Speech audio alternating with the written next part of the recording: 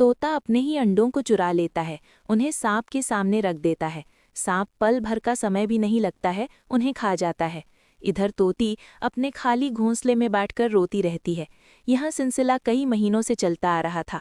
एक दिन यह सांप 4 बच्चों को जन्म देता है, जिससे सांप को जोर से भूख लगती है। इधर तोती अपने घोंसले में सो रही थी, इधर सांप अपनी भूख से तड़प रहा था। पेड़ पर जाता है और तोती को अपना निवाल बना लेता है। तोता अपनी पत्नी को खाने के लिए सेब लाता है। उसी घोंसले में सांप को देखकर तोते की आंख खुली की खुली रह जाती है। अब तोते के आंख में खून की भावना जाग जाती है, पर वह अकेला कुछ नहीं कर सकता था, इसलिए वह चील के पास जाता है और तोता चील को अपनी पूरी कहानी बताता है।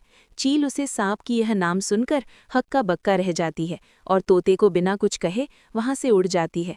तोता को कुछ समझ नहीं आ रहा था। तोता अपनी आखिरी उम्मीद लेकर वहां जंगल के राजा शेर के पास जाता है और तोते के सांप का नाम सुनकर शेर अपनी बीवी बच्चों को लेकर वहां से भाग जाता है।